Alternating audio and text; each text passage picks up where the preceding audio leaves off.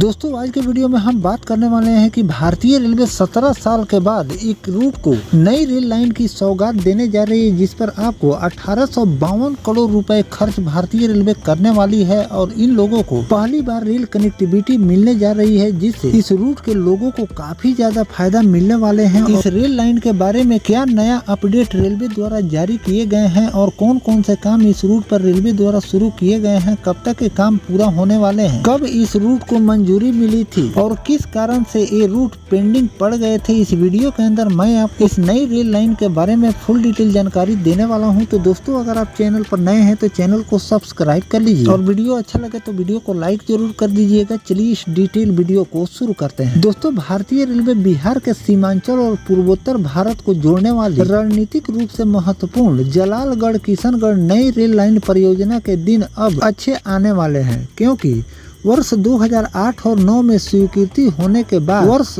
2019 में तकनीकी और बजटीय कारणों से ठप पड़ी इस योजना को केंद्र सरकार ने ग्रीन सिग्नल दे दी। वर्तमान में रेलवे बोर्ड और उत्तर पूर्वी सीमांत रेलवे यानी कि NFR द्वारा इसकी संशोधन लागत अंतिम मूल्यांकन किया जा रहा है। इस परियोजना के दोबारा शुरू होने से पूर्णिया मंडल बाढ़ प्रवाहित सुदूर ग्रामीण इलाके की तकदीर और तस्वीर दोनों बदलने की उम्मीद है, जिससे स्थानीय व्यापार और किसान सीधे तौर पर लाभान्वित होने वाले। इस परियोजना की अगर लागत की बात करें कि जिस समय इस रूट को मंजूरी मिली थी उस समय इस रूट पर कितने पैसे खर्च होने वाले थे, जिससे ये रेल रूट कंप्लीट हो जाने वाली थी, और इतने दिनों के बाद कितने पैसे का आवंटन इस रूट पर किए जाएंगे, तब जाकर इस रूट का काम फाइनल होने वाले हैं। चलिए जानते हैं। इस परियोजना का शिलान्यास वर्ष 2008 और 9 में तत्कालीन रेल मंत्री श्री लालू प्रसाद यादव द्वारा किया गया। तब इसकी अनुमानित लागत मात्र 360 करोड़ रुपए, लेकिन अब 17 वर्ष की प्रशासनिक लेट लतीफ और जमीन अधिग्रहण के पेच के कारण इसकी संशोधित लागत अब बढ़कर 1852 करोड़ रुपए तक पहुंच चुकी है। परियोजना की अगर लंबाई की बात करें तो double broad gauge railway line 51.632 kilometre यानी कि लमसम 52 किलोमीटर का डिस्टेंस यहाँ पर भारतीय रेलवे को नए ट्रैक द्वारा कवर करनी है। रूट की अगर बात करें तो यह रेल लाइन पूर्णिया के जलालगढ़ जंक्शन से शुरू होकर आमोर, बैसा, रौटा,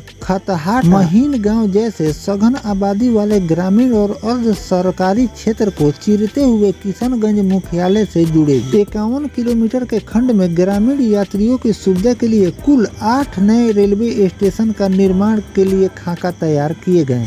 बिशुनपुर, काली और अमौर क्षेत्र के रेल इतिहास के लिहाजे से यह परियोजना एक स्वर्ण अक्षरों में लिखे जाने वाले अध्याय साबित होने वाली है। पूर्णिया जिले में आखिरी बार 15 सितंबर 1928 पूर्णिया मुरलीगंज खंड पर ट्रेनों का परिचालन शुरू हुआ था। इसके बाद से लेकर अब तक लगभग 100 वर्षों में जिले की भौगोलिक सीमा के भीतर 1 इंच भी नई रेल लाइन बिछाने का कार्य नहीं की गई। यदि जलालगढ़ किशनगढ़ परियोजना का सिविल कार्य समय पर शुरू होता है तो पूर्णिया जिला लगभग 1 शताब्दी बाद अपने क्षेत्र में नई पटरी पर ट्रेन दौड़ने गौरवमय गवाह बनने वाली। रेलवे के परिचालन विंग के अनुसार इस बाईपास और नई रेल वर्तमान में न्यू जलपाईगुड़ी यानी कि NJP से कटिहार जाने वाली ट्रेनों को एक लंबे रूट से होकर गुजरना पड़ता है। इस लाइन के बनने से ट्रेन को सीधे पूर्णिया जलालगढ़ होकर जाने का एक शॉर्टकट और सुलभ विकल्प मिल जाएंगे। इस नई कड़ियों के जुड़ने से वर्तमान के अत्यधिक व्यस्त मुकुरिया किशनगंज रेल खंड पर यात्री और मालगाड़ी का दबाव काफी हद तक कम हो जाएंगे, जिससे VIP ट्रेनों के समय पालन में आपको सुधार देखने को मिले। तो दोस्तों भारतीय रेलवे द्वारा इस रूट पर बहुत जल्द आपको ट्रैक बिछाने का काम देखने को मिलेंगे। एक काफी ज्यादा लंबा पेंडिंग रूट है, ये फाइलों में दबा हुआ ये रेल रूट था, जिसे अब